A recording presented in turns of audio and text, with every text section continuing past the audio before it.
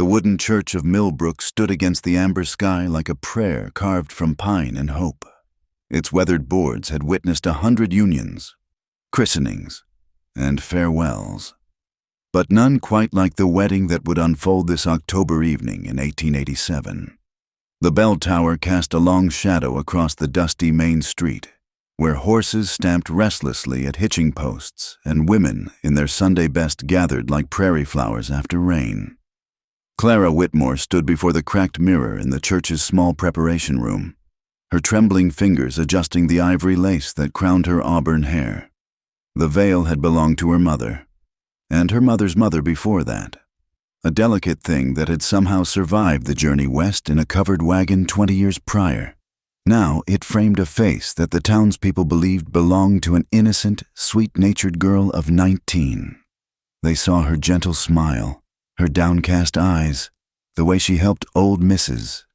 Henderson with her washing and never missed a Sunday service. They could not see the storm brewing behind those soft brown eyes. "You look beautiful, dear," whispered Sarah Mitchell, the preacher's wife, as she fussed with the pearl buttons running down Clara's spine. "Charles is a fortunate man indeed." Clara's smile never wavered, though her heart hammered against her ribs like a caged bird. "Thank you, Mrs. Mitchell. I do hope I'll make him happy." The words tasted like ash in her mouth. Through the small window, she could see the guests filing into the church, merchants and farmers, their wives in carefully pressed dresses, children scrubbed clean and fidgeting in uncomfortable shoes. They whispered among themselves with the satisfied air of people witnessing a proper match. The young Whitmore girl, orphaned these past 3 years, finally settling down with a respectable gentleman of means. If only they knew what respectability could hide. Charles Redgrave waited at the altar, his silver-streaked hair combed back with pomade, his black suit pressed to perfection. At 42, he cut an impressive figure, tall, broad-shouldered, with the kind of confident bearing that came from success and social standing. He owned the largest general store in Millbrook, had investments in the railroad, and possessed a house on Elm Street that was the envy of every woman in 3 counties. He had also buried 2 wives in the space of 5 years. The first, Margaret, had died of a sudden fever, or so the town doctor had declared. The second, sweet young Emily, had taken a tragic fall down the stairs just 6 months after their wedding. Both deaths had been ruled accidents. Both had left Charles a widower in possession of their modest inheritances. And both had Clara's stomach churning with a knowledge that sat heavy as lead in her chest. She touched the small of her back, feeling the reassuring presence of the thin blade sewn into the lining of her wedding dress. 3 inches of sharp steel, barely thicker than a darning needle but honed to a razor's edge. It had taken her weeks to find a blacksmith in the next county over who would craft such a thing without asking questions, and longer still to learn how to use it properly. The church door opened, and Sheriff Jack Danner stepped inside, removing his hat to reveal hair the color of wheat stubble. His badge caught the lamplight as he nodded to the assembled guests, playing his part perfectly. To everyone else, he was simply doing his duty, keeping the peace at a social gathering. Only Clara knew the truth of why he was really there.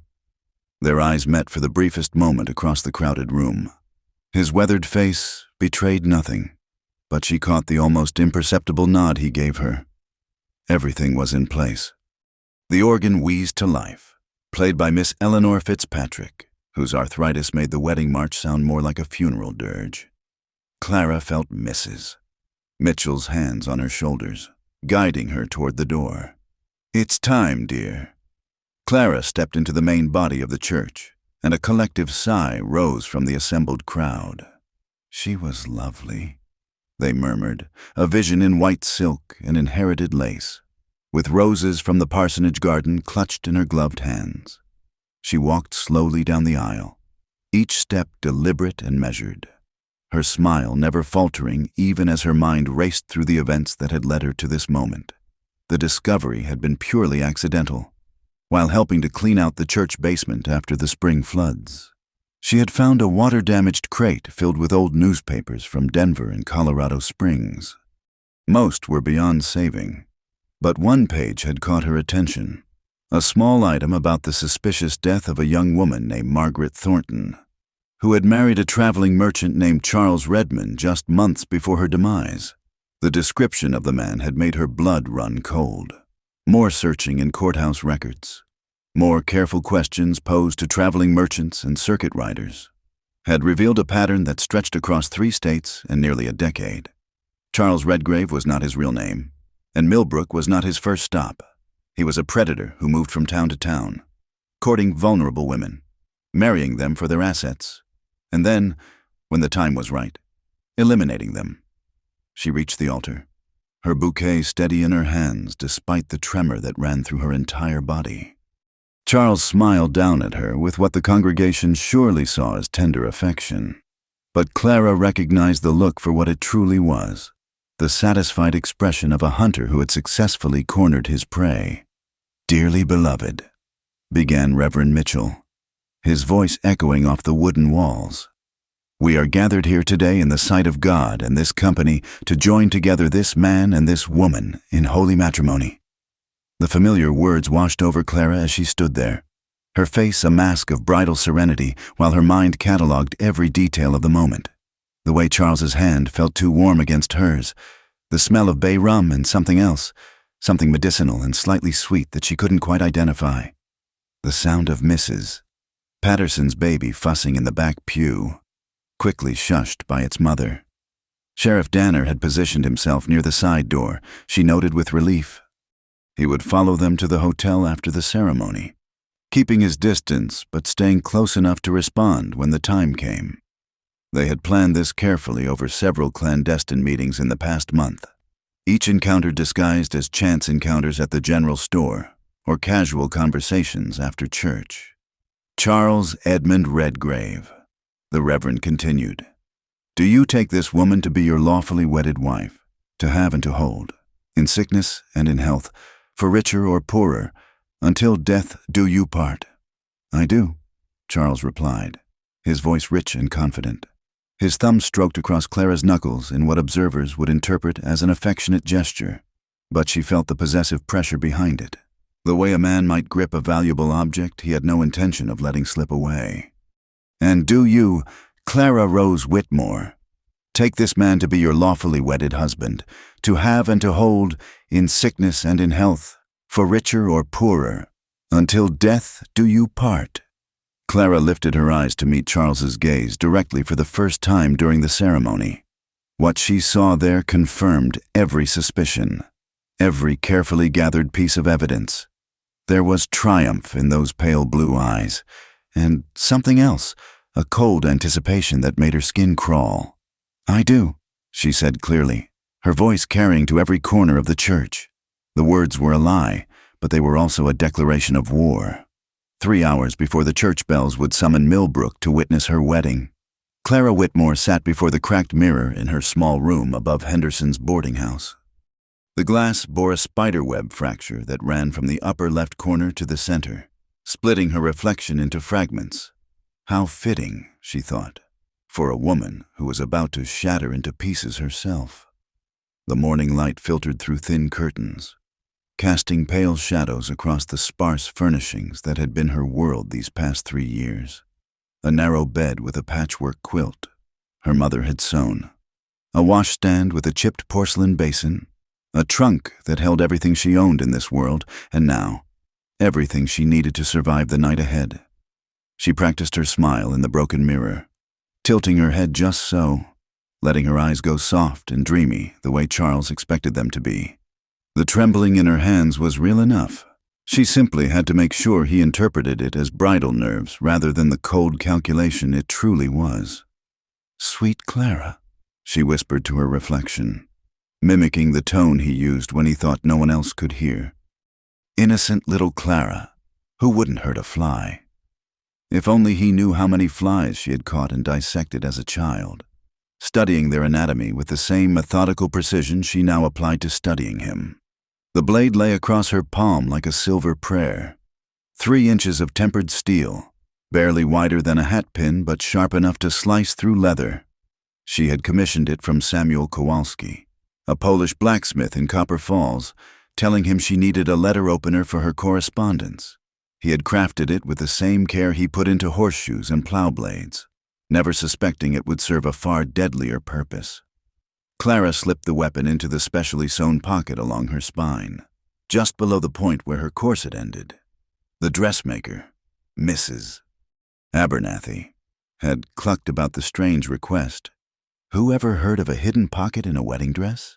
But Clara had insisted, claiming she wanted to carry her mother's prayer book close to her heart during the ceremony. The lie had come so easily it frightened her. She thought of her mother now, dead these 4 years from consumption, and wondered what Martha Whitmore would think of her daughter's wedding day preparations. Would she approve of the deception, the careful planning, the cold-blooded intent to commit violence if necessary? Or would she weep to see what circumstances had forced her gentle daughter to become? Clara pushed the thought away. There was no room for sentiment today. The sound of footsteps in the hallway made her freeze, but they passed by her door without stopping. Mrs. Henderson, most likely, tending to her other boarders.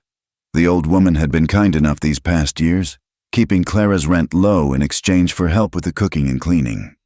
She had no idea that her quiet, helpful tenant had spent the last 2 months gathering evidence of multiple murders. Rising from her chair, Clara moved to the window and peered down at Main Street. Already, people were stirring with the anticipation that came before any major social event. She could see Mrs. Patterson hanging wedding decorations from the lampposts, and young Timothy Walsh practicing his role as ring-bearer in front of the barber shop. To them, this was a celebration, the happy ending to a romantic courtship between a respectable businessman and an orphaned girl who deserved some good fortune. They had no idea they were preparing for what might very well be a funeral. Clara turned back to her trunk and withdrew a leather portfolio tied with a faded blue ribbon. Inside were the fruits of her investigation: newspaper clippings, copies of marriage certificates and death records, witness statements she had carefully collected during her travels to neighboring towns. She had even managed to obtain a photograph of Margaret Thornton, Charles's first victim, from a cousin in Denver who had kept it as a memento. The resemblance between Margaret and herself was unmistakable. Both young, both orphaned, both with auburn hair and brown eyes. Emily Jackson, the second wife, had shared similar features.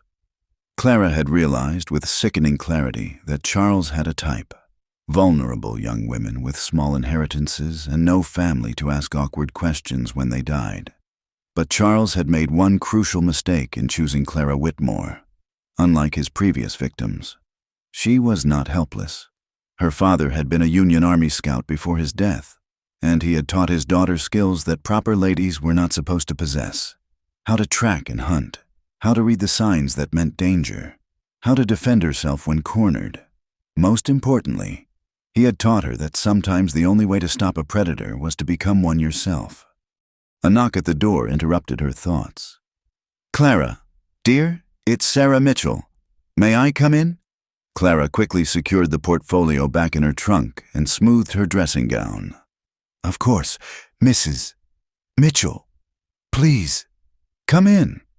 The preacher's wife entered with her arms full of white silk and lace, the wedding dress that would serve as both costume and armor for the performance ahead. Sarah Mitchell was a good woman, perhaps too good for her own benefit. She believed in the inherent kindness of people, in the power of prayer and community to solve all problems. Clara envied her that faith, even as she prepared to do things that would horrify the gentle woman. "I thought you might need help with the buttons," Sarah said, laying the dress carefully across the bed. "Such intricate work. Mrs. Abernathy truly outdid herself." She did indeed. Clara ran her fingers along the pearl buttons that would conceal the weapon against her spine. "Mrs. Mitchell, may I ask you something?" "Of course." "Dear, do you believe that sometimes good people must do difficult things? Things that might seem wrong to others, but are necessary to protect the innocent?" Sarah paused in her examination of the dress, a small frown creasing her kind face. That's a rather philosophical question for your wedding morning. Clara, why do you ask? Clara forced herself to look uncertain, vulnerable. The mask she had worn for so long it sometimes felt more real than her true face. I suppose I'm just nervous about becoming a wife, about the responsibilities that come with it. Oh, my dear child. Sarah took Clara's hands in hers, squeezing gently. Marriage is a sacred trust, but it's also a partnership. A good husband will cherish and protect you, just as you will support and honor him. Mr. Redgrave seems like a man who understands these duties. If only you knew what duties he truly has in mind, Clara thought. But she simply nodded and allowed Sarah to help her into the wedding dress. Each layer felt like another piece of armor. The chemise, the corset, the bustle, and finally, the elaborate silk gown with its train of imported lace. When Sarah began fastening the buttons up her back, Clara held her breath, praying the woman wouldn't notice the slight bulge where the blade rested. There, Sarah said finally, stepping back to admire her work. You look absolutely radiant, Clara, like an angel. Clara turned to face the cracked mirror one final time, and what she saw there nearly made her laugh with dark irony. She did look angelic, pure and innocent, and trembling with what appeared to be bridal nerves. The perfect image of feminine virtue about to be joined in holy matrimony. No one looking at her would suspect that beneath the white silk and inherited lace beat the heart of someone prepared to kill. Thank you, Mrs. Mitchell, she said softly, for everything. As the preacher's wife bustled about, gathering Clara's simple belongings and chattering about the reception arrangements, Clara made one final check of her preparations. The blade was secure and easily accessible. The portfolio containing all her evidence was hidden but retrievable. Sheriff Danner knew his role and would be watching. Everything was in place for the most important performance of her life. One where the difference between success and failure would quite literally be a matter of life and death.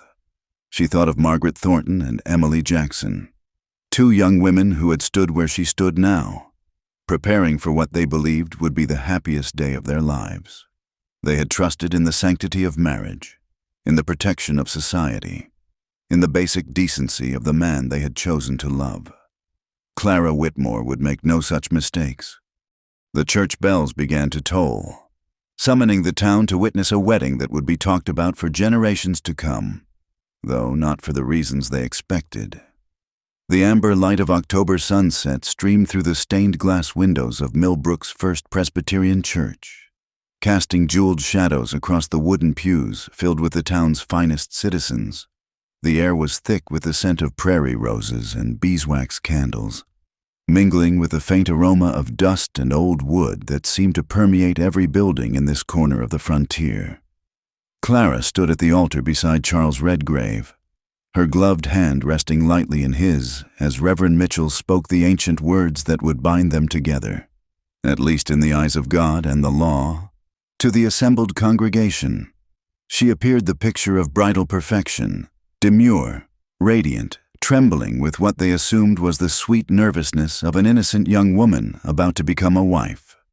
None of them could see the steel blade pressed against her spine, or the cold calculation behind her downcast eyes.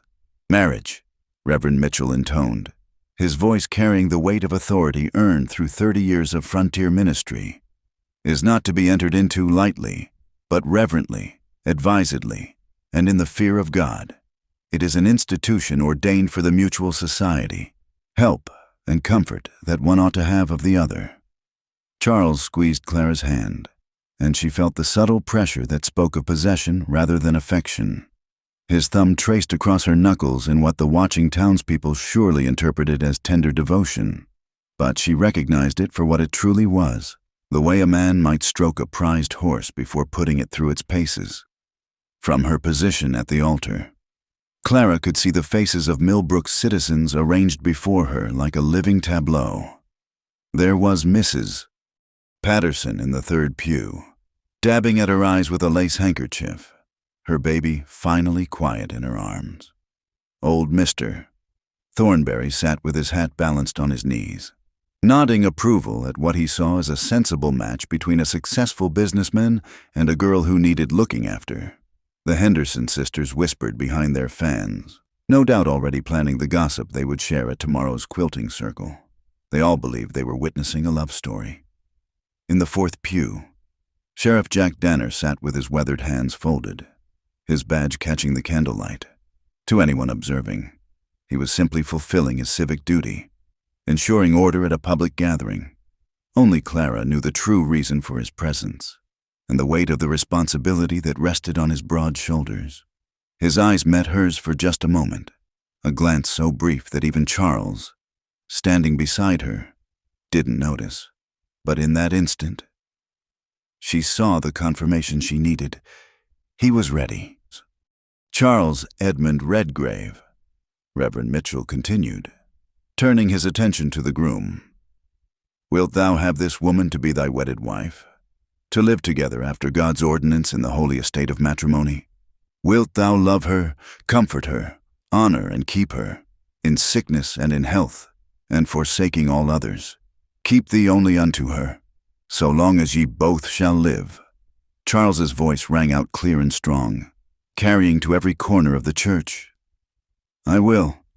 The words were beautifully spoken, rich with conviction and warmth. If Clara hadn't known what she knew about this man's true nature, she might have been moved by the sincerity in his tone. He was a masterful performer. She had to give him that. No wonder he had been able to deceive not just his victims, but entire communities. And Clara Rose Whitmore. The Reverend turned to her, his kind eyes twinkling with the satisfaction of a man who believed he was facilitating divine will. Wilt thou have this man to be thy wedded husband, to live together after God's ordinance in the holy estate of matrimony? Wilt thou obey him and serve him, love, honor, and keep him, in sickness and in health, and forsaking all others? Keep thee only unto him, so long as ye both shall live. Clara lifted her eyes to meet Charles's gaze directly, and what she saw there made her stomach clench with revulsion, even as her expression remained sweetly serene. There was triumph in those pale blue eyes, but more than that, there was anticipation. The look of a man who had successfully cornered his prey and was already savoring what would come next. I will, she replied, her voice steady despite the turmoil in her chest. The lie came easily now.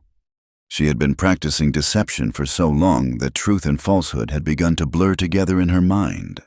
But these particular words felt different, not just a lie, but a declaration of war disguised as a sacred vow.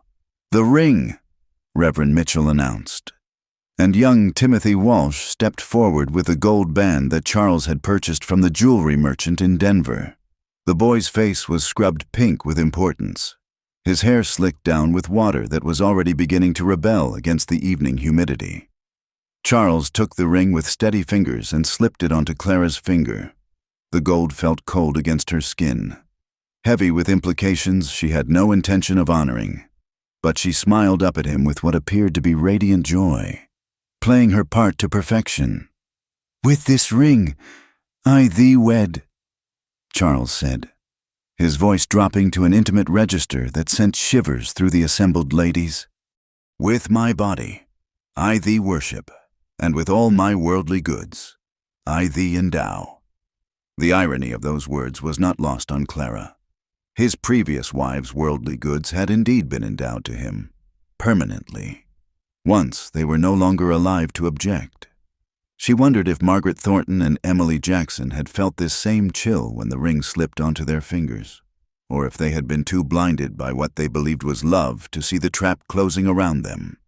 Forasmuch as Charles and Clara have consented together in holy wedlock, Reverend Mitchell proclaimed, raising his voice so that it carried to every corner of the church, and have witnessed the same before God and this company, and thereto have given and pledged their faith, each to the other, and have declared the same by giving and receiving a ring, and by joining hands.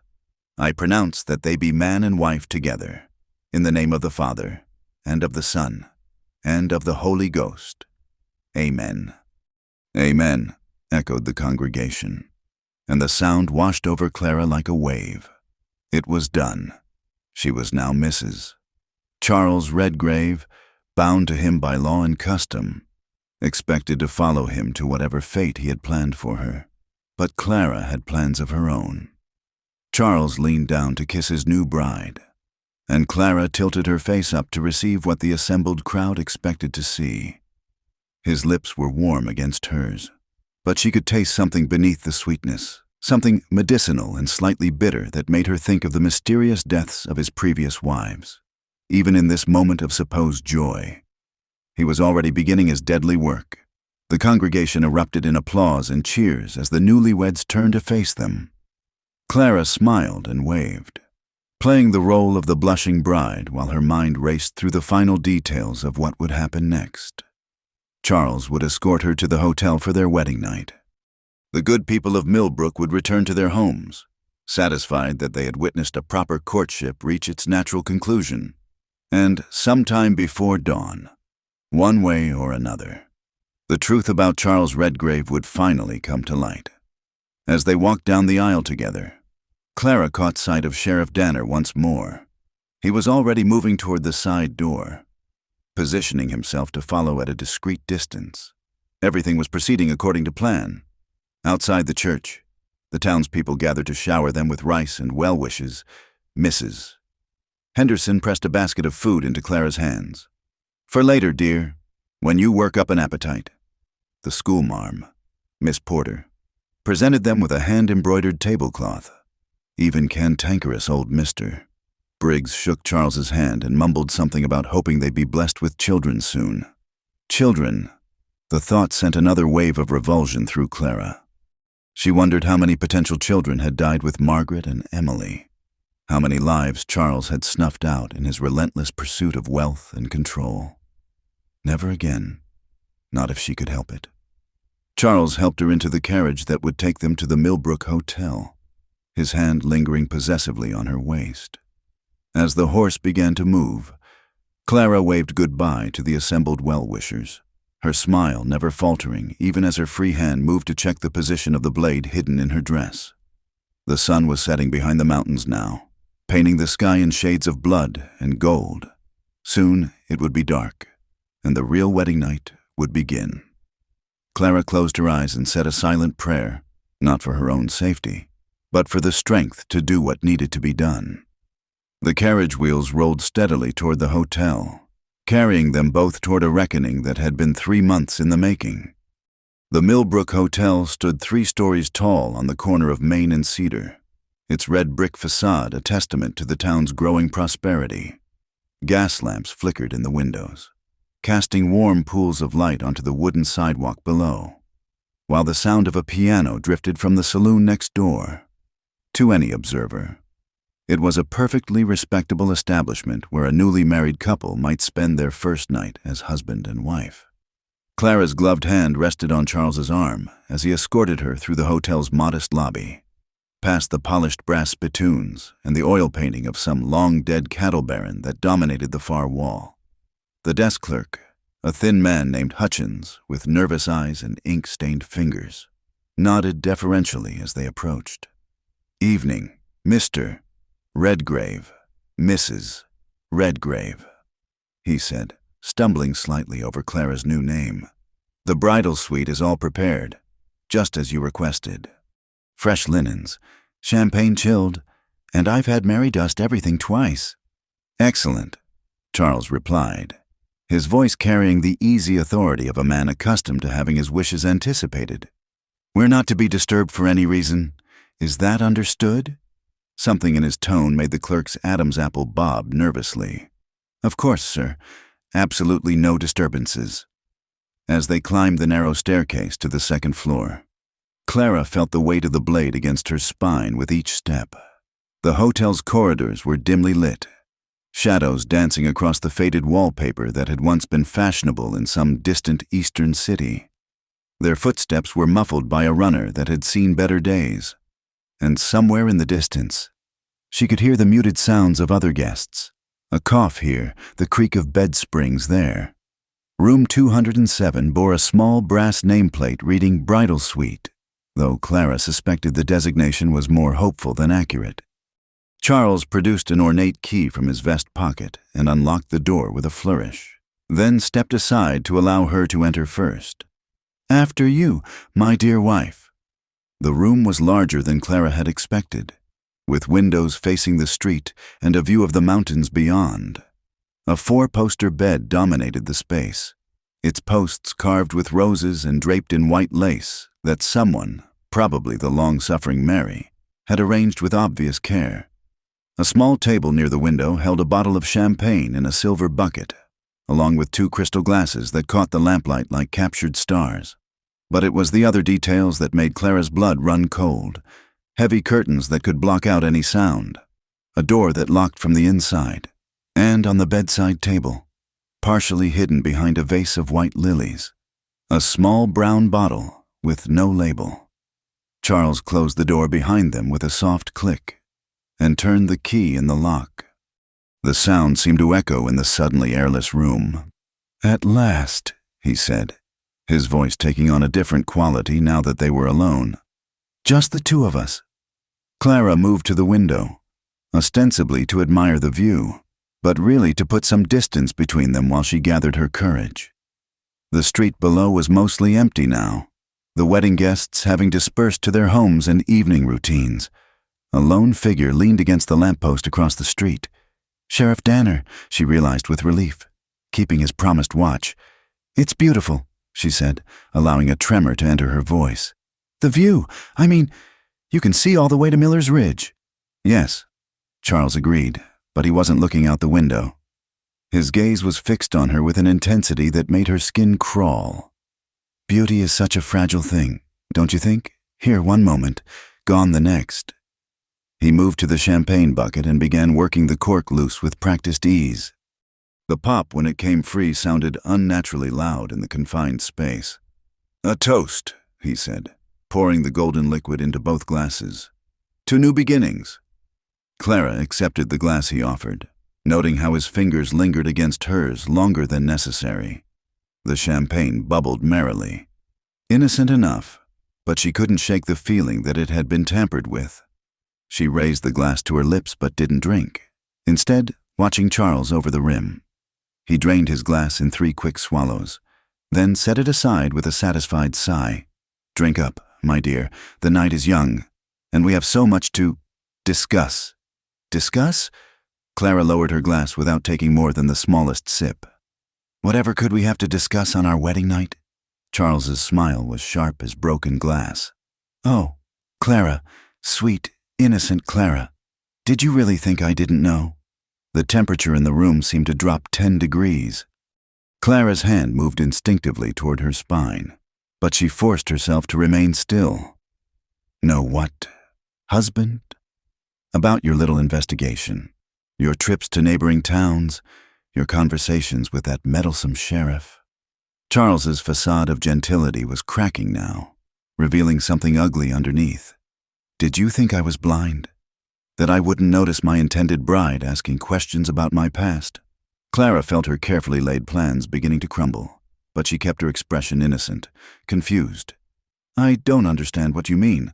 I've done nothing but prepare for our wedding." "Liar!" The word cracked like a whip. Charles moved closer, and she could smell the alcohol on his breath, mixed with something else. That same medicinal sweetness she had detected during their kiss at the altar. "I know about the newspaper clippings. I know about your correspondence with Margaret's cousin in Denver. I even know about the photographer you hired to take pictures of Emily's grave." Clara's heart hammered against her ribs, but she forced herself to appear bewildered rather than afraid. "Charles, you're frightening me. I don't know what—" "Stop." His hand shot out and gripped her wrist, fingers digging into the delicate bones hard enough to leave bruises. "The charade is over. My dear wife, you know exactly what I am, just as I know exactly what you are." "And what am I?" The question slipped out before she could stop it, and Clara immediately regretted giving him the opening. Charles's smile was triumphant now, the expression of a cat that had been toying with a mouse and was finally ready to deliver the killing blow. "You're a clever little thing who thought she could outmaneuver me, who believed she could gather enough evidence to see me hang." He released her wrist and moved to the bedside table, his fingers closing around the unmarked bottle. But you made one crucial mistake. Clara, what mistake was that? You assumed I would wait until after the wedding to begin my work. He held up the bottle so she could see the clear liquid inside. Margaret lasted 3 days after I started dosing her tea. Emily held on for almost a week. Poor thing. But you, my dear, began receiving your medicine a month ago. Clara's blood turned to ice. What are you talking about? The flowers I sent you every Friday. Such beautiful roses, weren't they? And you were so touched by the gesture, so careful to put them in fresh water every day. Charles's laugh was like the sound of breaking glass. Did you know that certain plant extracts can be absorbed through the skin, through the lungs? When you breathe in their scent night after night, the room began to spin slightly, and Clara gripped the windowsill for support. She had thought the occasional dizziness was nerves, the nausea a result of the stress of planning her deception. But if he was telling the truth, "You're lying," she whispered.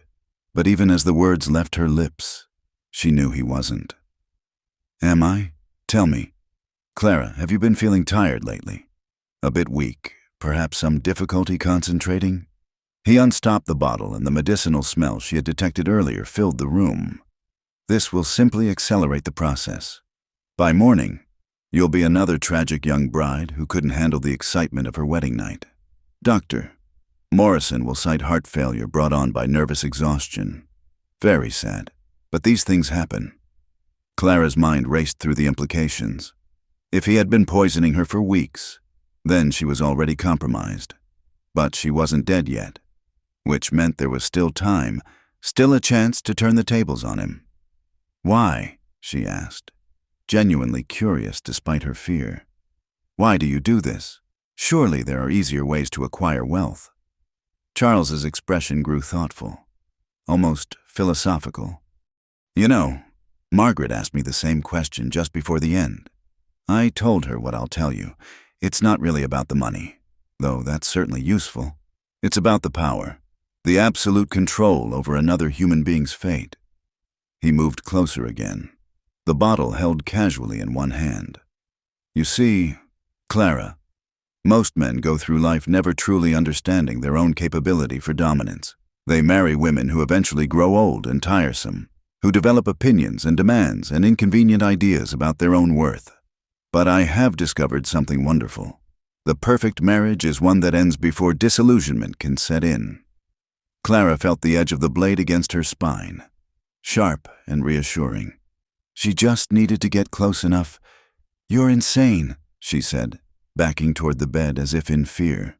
Perhaps, but I'm also very, very good at what I do. Charles followed her, confident now that victory was within his grasp.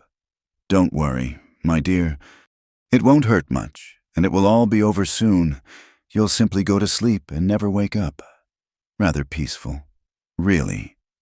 Clara's hand brushed against the bedpost, and she used it to steady herself while her other hand worked at the hidden opening in her dress.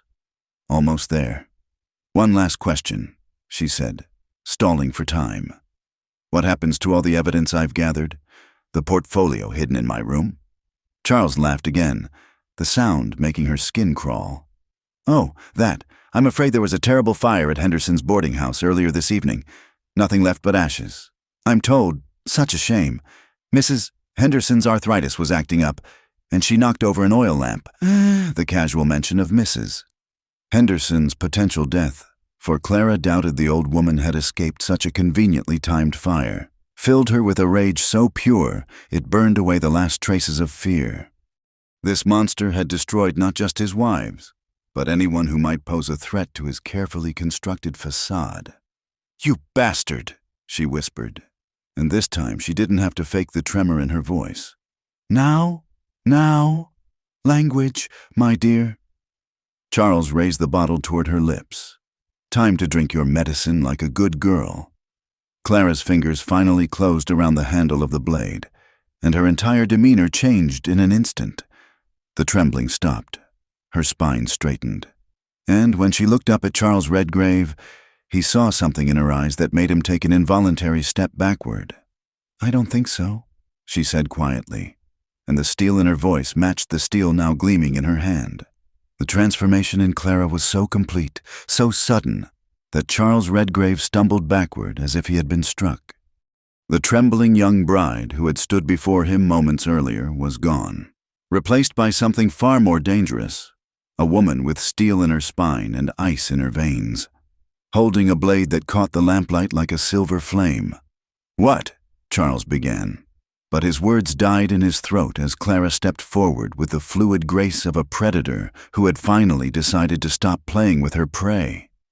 "Did you really think," she said, her voice carrying a deadly calm that filled the room like winter fog, "that I would come to my own execution unprepared?"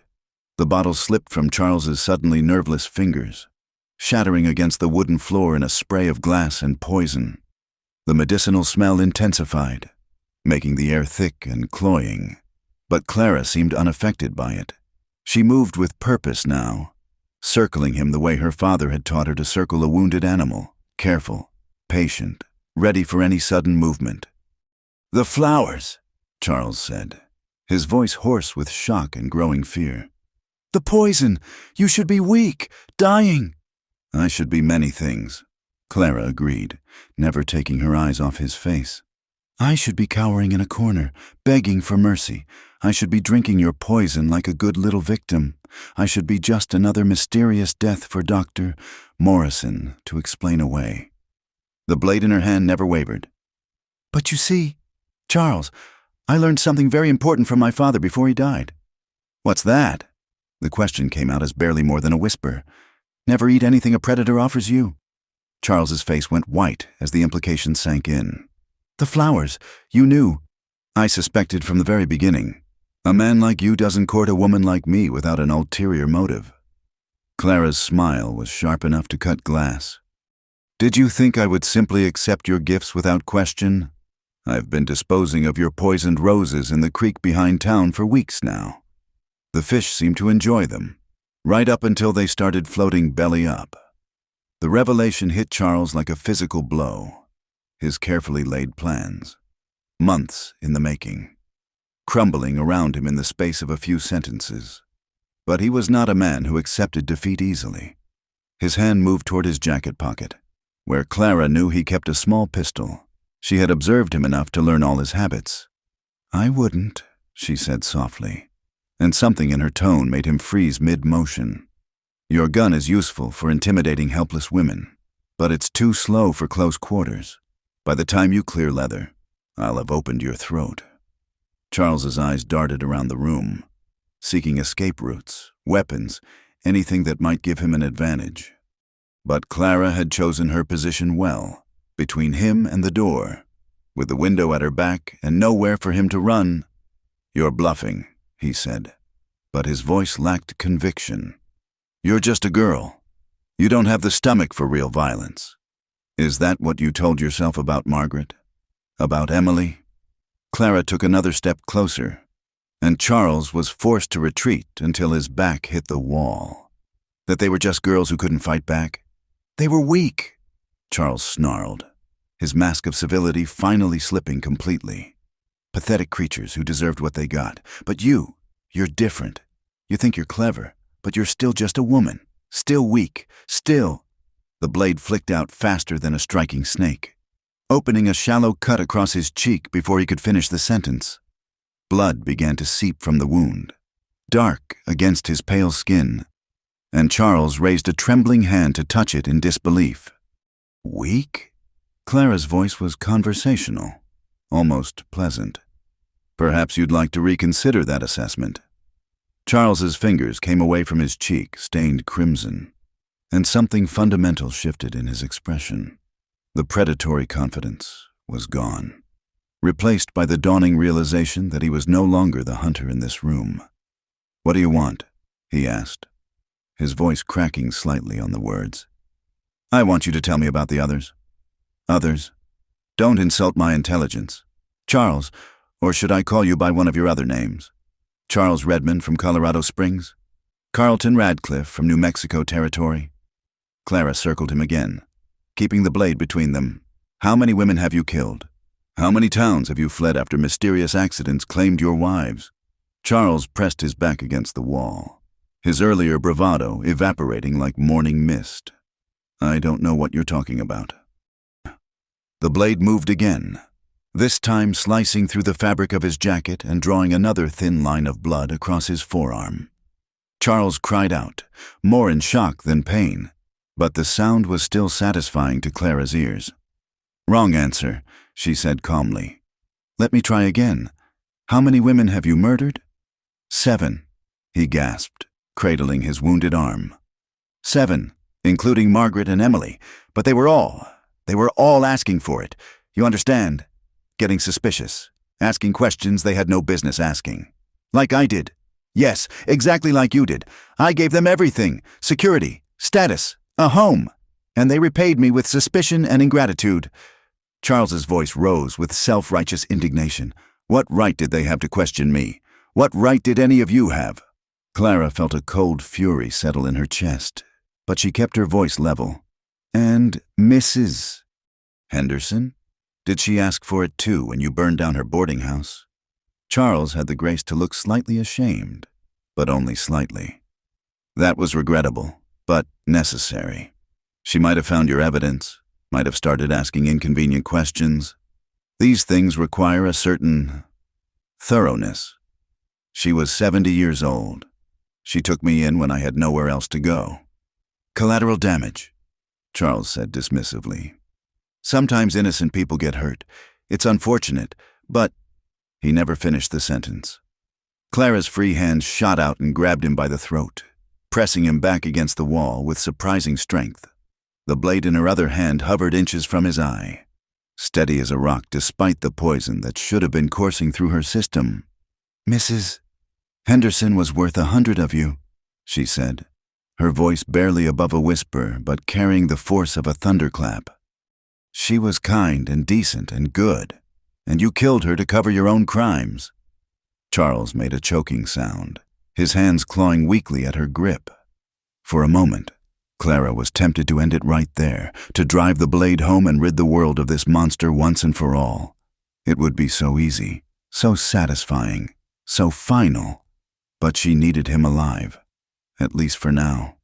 She released his throat and stepped back, watching as he collapsed to his knees, gasping and coughing. Blood from his wounds had begun to stain his wedding clothes, turning the fine fabric dark and sticky. "Please," he wheezed, looking up at her with eyes that were finally showing the fear she had felt for so many weeks. "Please, I can give you money, property, whatever you want." "What I want," Clara said quietly, "is for you to write it all down, every name, every town, every murder. I want a confession that will clear the innocent and see justice done for the dead." "And if I refuse?" Clara knelt down beside him, bringing the blade close enough to his throat that he could feel the cold metal against his skin. "Then I'll start cutting pieces off you until you change your mind. I may be just a woman, Charles, but I'm also my father's daughter.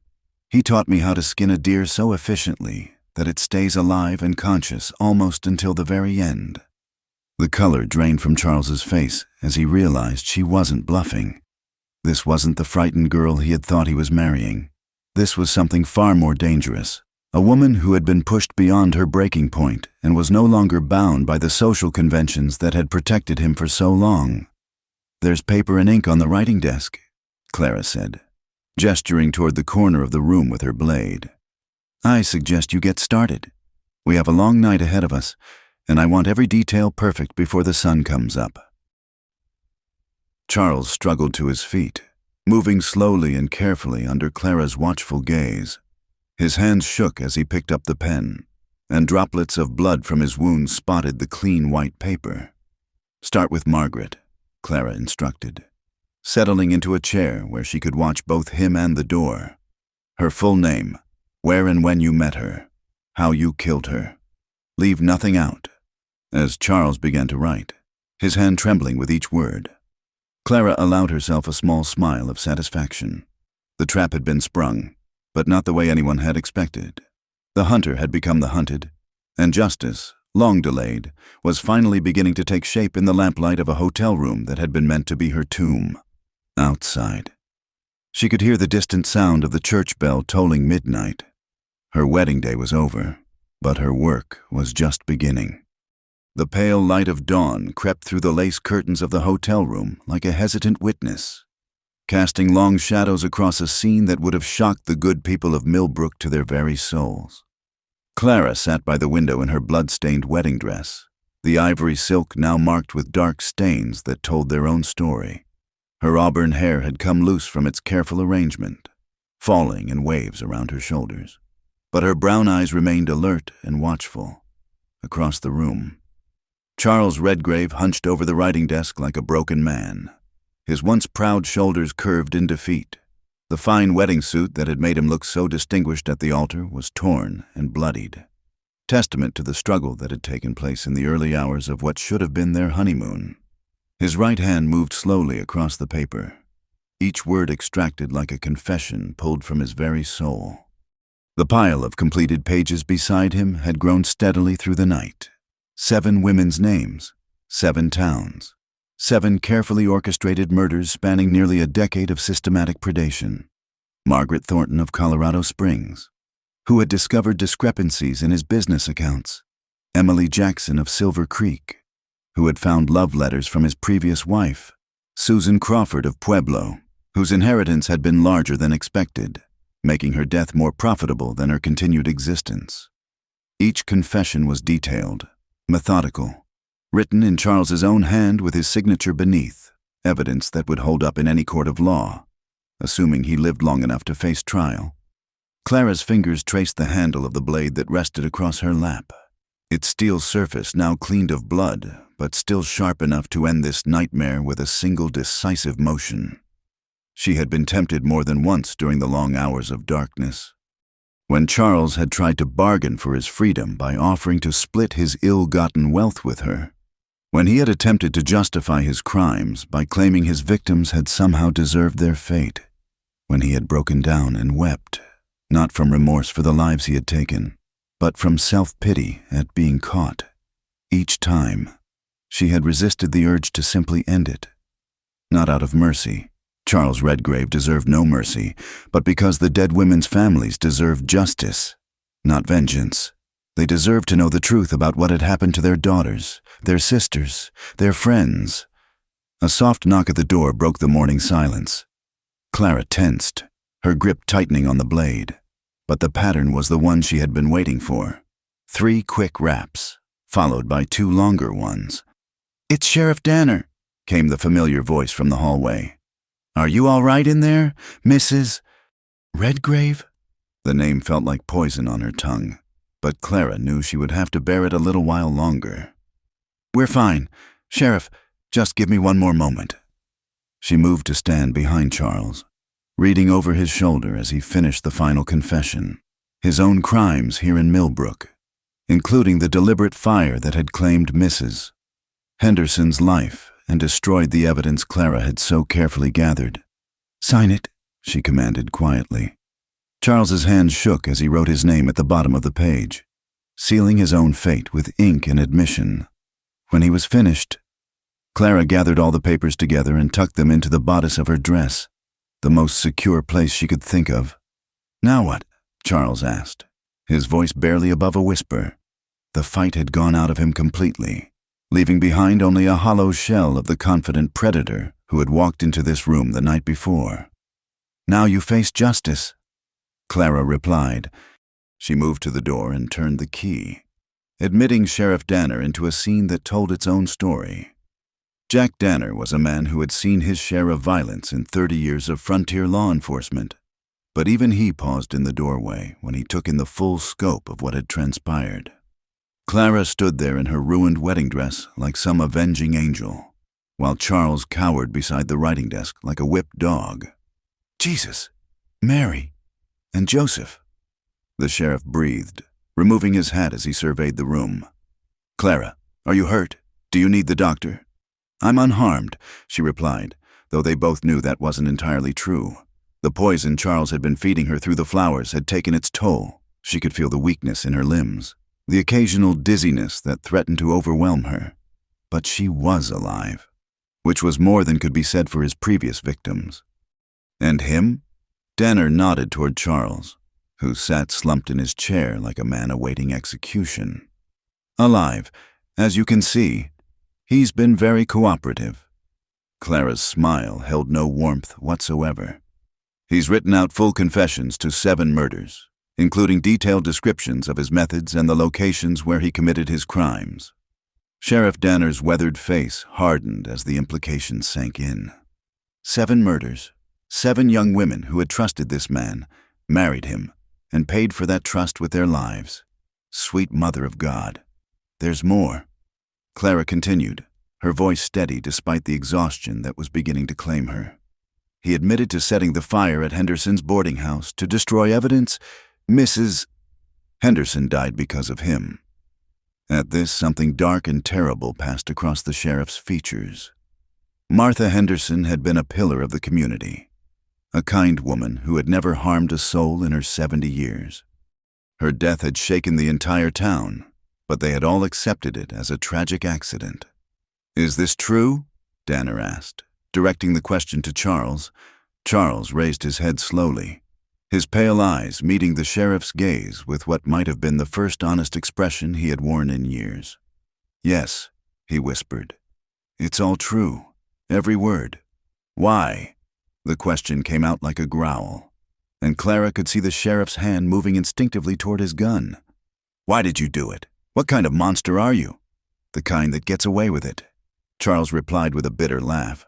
"Or at least, the kind that did until now." He gestured weakly toward Clara. "She's not like the others. She's stronger, smarter.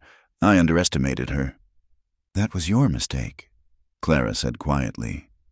"You assumed that because I was young and alone. I would be helpless, but my father taught me that the most dangerous predators are the ones that look harmless." Sheriff Danner pulled out a pair of iron shackles and moved toward Charles. "Charles Redgrave, you're under arrest for the murders of Margaret Thornton, Emily Jackson, and 5 other women whose names I'll be reading from your confessions. You're also charged with the murder of Martha Henderson and arson in the destruction of her property." As the shackles clicked into place around Charles's wrists, he looked up at Clara with something that might have been respect, if such a thing were possible from a man like him. "You know," he said conversationally, "you would have made a formidable partner if circumstances had been different. Such attention to detail, such careful planning. It's almost a shame to see such talent wasted on righteousness." Clara's expression didn't change, but her grip on the blade tightened slightly. "The only shame here is that 7 women had to die before someone stopped you." Sheriff Danner hauled Charles to his feet with more force than was strictly necessary. "Save your breath for the judge, you bastard. You're going to need all the talking you can do to convince 12 men not to string you up from the nearest tree." As they prepared to leave the room, Clara caught sight of herself in the mirror across from the bed. The woman staring back at her was a stranger, hair wild, dress stained with blood, eyes holding depths of knowledge that no 19-year-old should possess. She was no longer the innocent girl who had walked down the church aisle the evening before.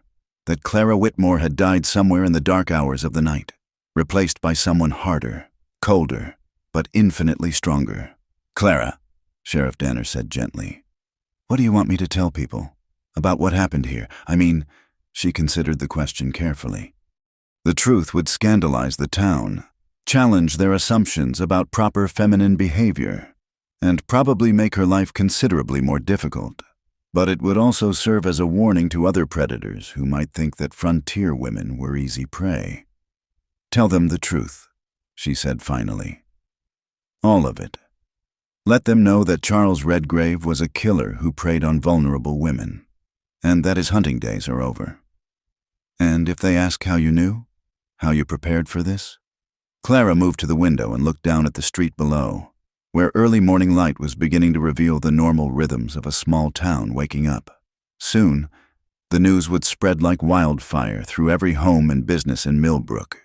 The young bride who had seemed so sweet and helpless had turned the tables on a serial killer. It would be the talk of the territory for years to come. "Tell them," she said quietly, "that sometimes the best way to catch a predator is to become better at hunting than they are." Sheriff Danner nodded grimly and began escorting Charles toward the door.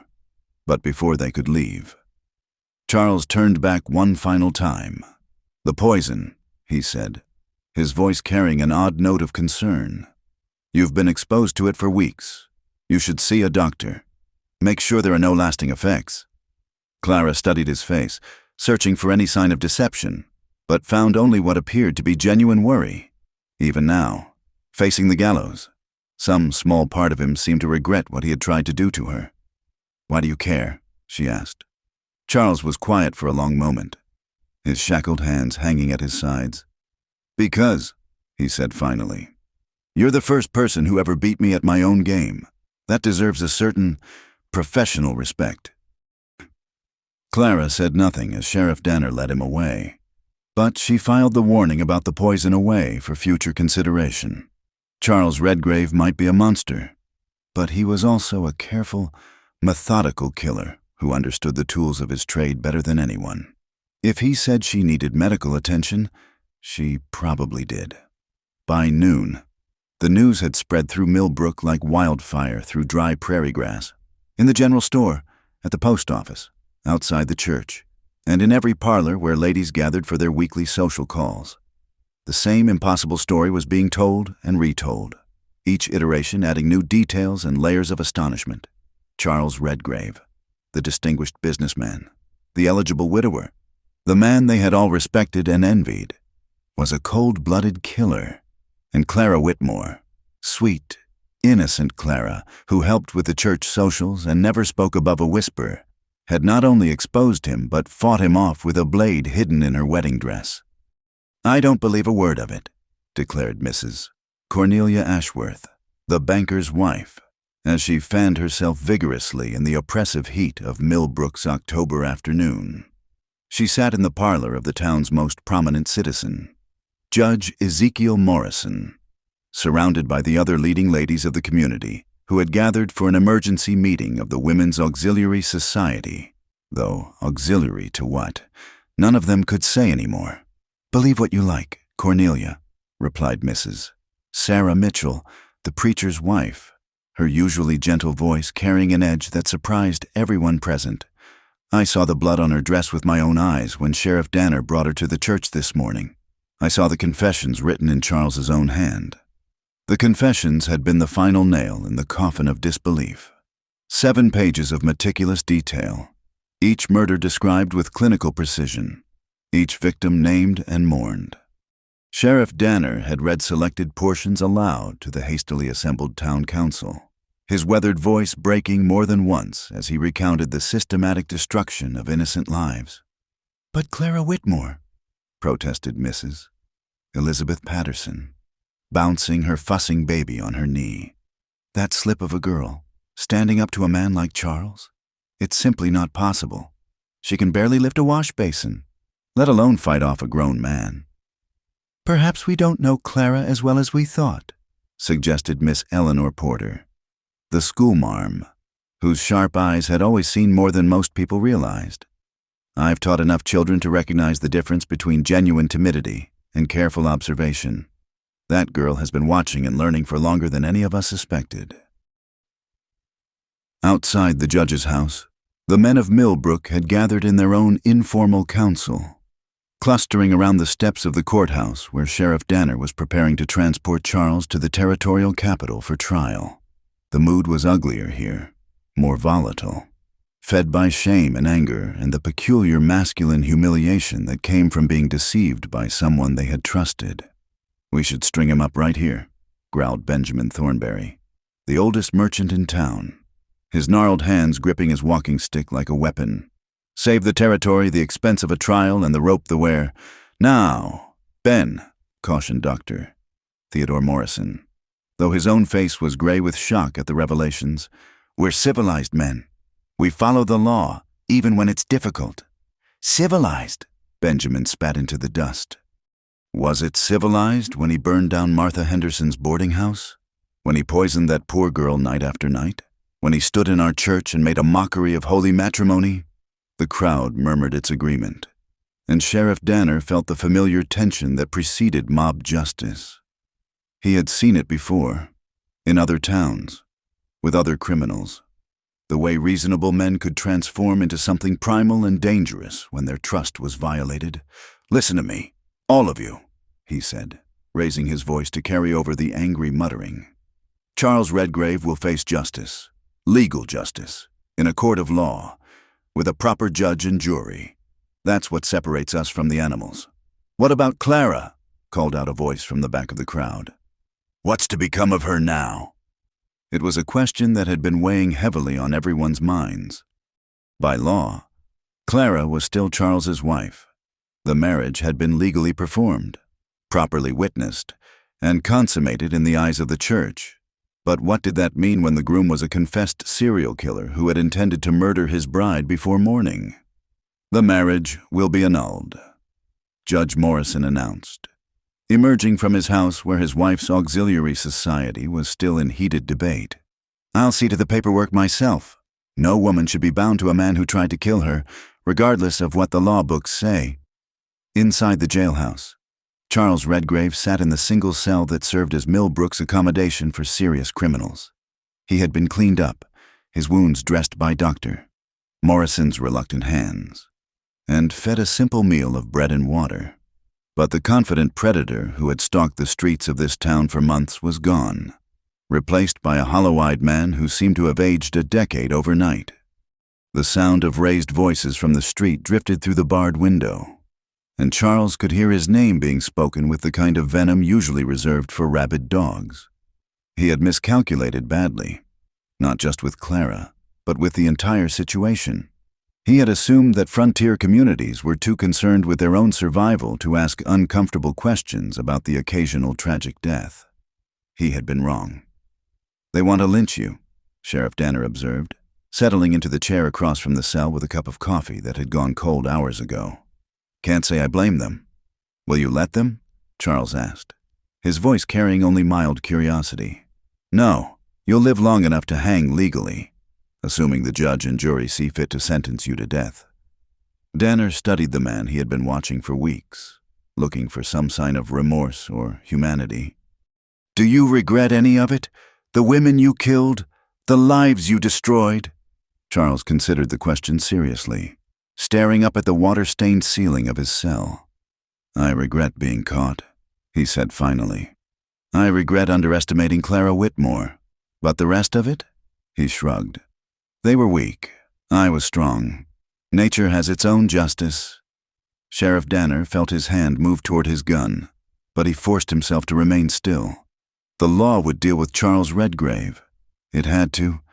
3 blocks away, in the modest room above what had once been Henderson's boarding house, but was now a pile of charred timber and ash. Clara sat on the edge of the bed that Dr. Morrison had arranged for her at the hotel.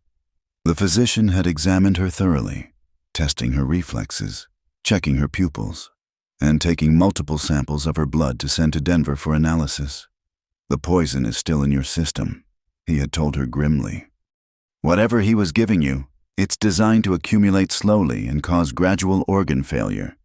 You're lucky you stopped taking it when you did." Lucky. Clara almost laughed at the word. She didn't feel lucky. She felt hollowed out, changed in ways that went far deeper than any physical poison. The events of the past 24 hours had stripped away every illusion she had ever held about safety, about community, about the fundamental decency of human nature. A soft knock at the door interrupted her thoughts. "Clara, it's Sarah Mitchell. May I come in?" Clara considered refusing. She wasn't ready to face the questions, the judgment, the inevitable attempts to understand how sweet little Clara Whitmore had become someone capable of holding a man at knife point all night. But Mrs. Mitchell had been kind to her, and kindness was in short supply at the moment. "Please, come in." Sarah Mitchell entered carrying a carpet bag and wearing an expression of maternal concern that almost broke Clara's carefully maintained composure. "I've brought you some clothes," she said gently. "I thought you might want to get out of that dress." Clara looked down at the blood-stained wedding gown that she was still wearing. 12 hours after the events in the hotel room, the ivory silk was ruined beyond repair, marked with the evidence of violence and survival. But somehow, she couldn't bring herself to take it off. as if removing it would mean accepting that the nightmare was really over. "The whole town is talking," Sarah continued, settling into the room's single chair. "They don't know what to make of you anymore. Clara, some are calling you a hero. Others are frightened of what you might do next." "And what do you think?" Clara asked.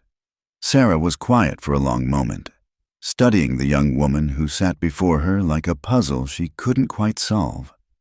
"I think," she said finally, "that you did what you had to do. I think you saved not just your own life, but the lives of however many women Charles would have killed in the future. And I think the world is a better place with him in jail and you alive. But I also think you're going to have a difficult time in this town from now on. People don't like to be reminded that their safe little world can be shattered so easily. They're going to look at you and remember that they were fooled, that they celebrated a monster's wedding and welcomed him into their homes." Clara nodded slowly.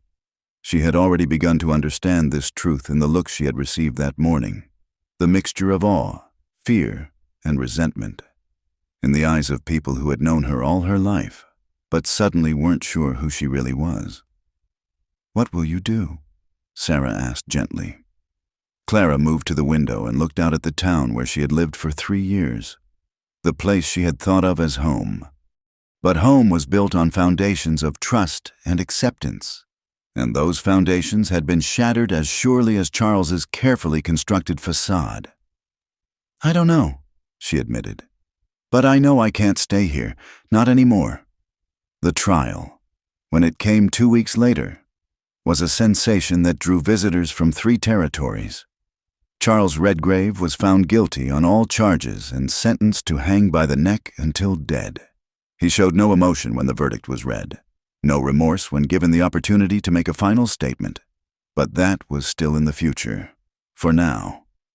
Clara sat in her hotel room, wearing a blood-stained wedding dress and contemplating a world that had changed irrevocably in the space of a single night. Outside her window, the good people of Millbrook went about their daily business, but nothing would ever be quite the same again. The monster was in jail, but the woman who had caged him remained, and no one, least of all Clara herself, was entirely sure what that meant for any of them. 6 months after the trial that had captivated 3 territories and seen Charles Redgrave swing from the gallows in Denver, Clara stood before a different mirror in a different room, studying a reflection that bore little resemblance to the trembling bride who had once practiced smiles in a cracked glass. The woman looking back at her had steel in her spine and purpose in her eyes, someone who had walked through fire and emerged transformed. The house on Elm Street had become hers by right of inheritance, a bitter irony that Charles himself had probably never anticipated. Under territorial law, his estate had passed to his legal widow, and despite the annulment proceedings, Clara had been his wife at the time of his crimes. Judge Morrison had ruled that the blood money should serve a better purpose than enriching the territory's coffers. But Clara had not kept the grand house with its fine furnishings and dark memories. Instead, she had sold most of Charles's possessions and used the proceeds for something the town of Millbrook had never seen before: a refuge. The Henderson House, as it had come to be known, stood where Martha Henderson's boarding house had once welcomed travelers and the displaced. Clara had rebuilt it from the ground up, but this time with a different purpose. The sign by the front gate read simply, "Safe Haven for Women in Need." But everyone in 3 counties understood what that meant. It was a place where women could come when their husbands' fists spoke louder than their words, where young girls who had been cast out by their families could find shelter and support, where widows with nowhere to turn could rebuild their lives with dignity intact, and most importantly, where any woman could learn to defend herself against those who would do her harm. "Miss Clara," came a tentative voice from the doorway. "The new ladies have arrived." Clara turned from the mirror to see Rebecca Hartwell, a young woman who had come to the Henderson house 3 months prior with a blackened eye and a broken arm, courtesy of a husband who believed his wedding vows gave him the right to use his wife as a punching bag. Now Rebecca served as Clara's assistant, helping to coordinate the house's activities and welcome new arrivals. "Thank you, Rebecca. I'll be down in a moment." Clara took one final look at her reflection. adjusting the simple blue dress that had replaced the elaborate gowns Charles had insisted she wear during their courtship. She had learned to prefer practical clothing, garments that allowed for free movement and concealed the small knife she still carried as a matter of course. The frontier was no more civilized now than it had been 6 months ago, and Clara Whitmore was no longer a woman who believed in taking chances with her safety. Downstairs, the main parlor of the Henderson house buzzed with quiet activity. 3 new arrivals sat uncertainly on the horsehair sofa, clutching carpet bags and wearing the particular combination of hope and fear that Clara had learned to recognize in women who had reached the end of their endurance. The oldest of the 3 was perhaps 30, with graying hair and hands that bore the calluses of hard work. The youngest couldn't have been more than 16, her belly rounded with the promise of a child whose father had clearly abandoned his responsibilities. Between them sat a woman of Clara's own age, her face bearing the telltale marks of recent violence despite her obvious attempts to hide them with powder and careful positioning. "Ladies," Clara said, settling into the chair that faced the sofa. "Welcome to the Henderson house. I'm Clara Whitmore, and I want you to know that you're safe here." The words came easily now, worn smooth by months of repetition, but they carried the weight of absolute truth. Clara had made certain of that. The house employed 3 men whose job it was to ensure that no angry husband or vengeful father could breach the sanctuary she had created. They were all former soldiers, men who understood the value of protecting the innocent and had no qualms about turning away unwelcome visitors with whatever force proved necessary. "We don't have much money," the oldest woman said hesitantly, "but we can work, all of us. We don't expect charity." "This isn't charity," Clara replied gently. "This is one woman helping another, the way women have always done when men fail to be what they should be. You'll work, yes, but you'll also learn how to read and write, if you don't already know, how to manage money and property, how to defend yourselves if the need arises." The last point always raised eyebrows, but Clara had learned that it was perhaps the most important service the Henderson house provided. In the back parlor, converted from what had once been Charles's study, she conducted lessons that would have scandalized proper society. Women learned to handle knives and guns, to recognize the signs of dangerous men, to strike back when cornered. Word of these activities had spread throughout the territory, bringing both supporters and critics in equal measure. Some praised Clara for her innovative approach to helping women in distress. Others whispered that she was corrupting feminine virtue and encouraging wives to rebel against their rightful masters. Clara had learned to ignore both the praise and the criticism. The only opinions that mattered to her were those of the women she helped, and the statistics that showed fewer mysterious deaths among young wives in the counties surrounding Millbrook. "There's someone here to see you," Rebecca announced from the doorway. "Sheriff Danner is waiting in your office." Clara excused herself from the new arrivals and made her way to the small room at the back of the house that served as her private office. Jack Danner stood with his hat in his hands, his weathered face bearing an expression of concern that immediately put her on alert. "What's wrong?" she asked without preamble. They had moved beyond social pleasantries months ago, when their partnership had evolved from sheriff and witness to something approaching genuine friendship. "Another one," he said grimly, producing a telegram from his vest pocket. "Town called Silver Ridge, about 2 days' ride south. Young woman married a traveling merchant 6 months ago. Found dead in her bed yesterday morning under circumstances that sound mighty familiar." Clara felt the familiar chill that came with news of predators at work. In the months since Charles's execution, she and Sheriff Danner had developed an informal network of lawmen throughout the territory, sharing information about suspicious deaths and dangerous men. The results had been sobering. Charles Redgrave had been far from unique in his methods or his appetites. "What do we know about the husband?" she asked, already reaching for her traveling coat. "Calls himself Robert Sinclair. Showed up in Silver Ridge about 8 months ago with money to invest and a sad story about losing his first wife to influenza. Courted the local banker's daughter, married her quick, and now she's dead while he's making arrangements to sell her property and move on." Clara nodded grimly. The pattern was depressingly familiar, a variation on the same theme that had brought Charles to Millbrook and would likely bring other predators to other unsuspecting towns until someone stopped them. "How long before he disappears?" she asked. "Sheriff in Silver Ridge thinks maybe a week, 2 at the outside. He's smart enough to look grieved and stick around for the funeral, but not smart enough to realize his story has holes you could drive a wagon through."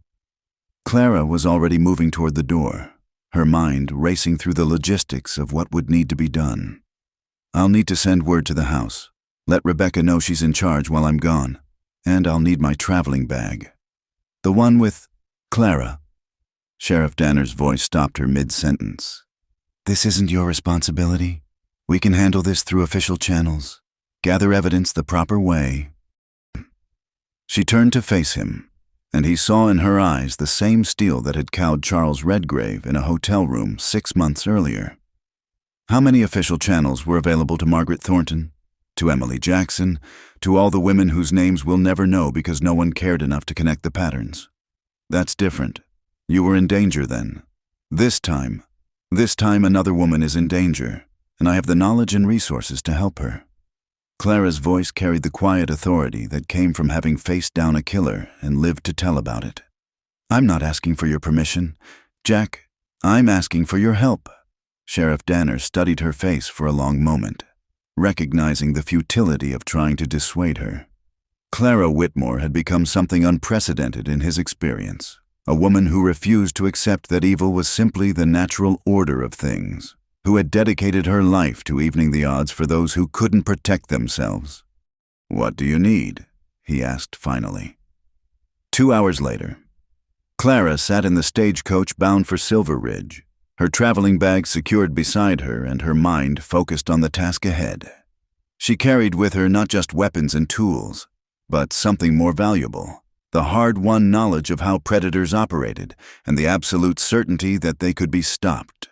Behind her, the Henderson house continued its quiet work of transformation, sheltering women who had nowhere else to turn and teaching them that they were stronger than they knew. It was a legacy that Charles Redgrave could never have imagined when he chose his victims, that his crimes would give birth to something that would make it harder for men like him to succeed. As the stagecoach rolled through the mountain passes toward Silver Ridge and whatever waited there, Clara allowed herself a small smile of satisfaction. She was no longer the frightened girl who had practiced expressions in a cracked mirror, no longer the victim who had waited passively for rescue. She had become something new, something dangerous to those who preyed on the innocent, something hopeful to those who needed protection. She had become exactly what the frontier needed, even if it didn't always appreciate the gift. The woman in the stagecoach window bore little resemblance to the bride who had walked down the aisle 6 months earlier. But then again, that bride had been playing a role, hiding her true nature beneath layers of expected femininity. This woman, scarred but not broken, hardened but not bitter. This was who Clara Whitmore truly was.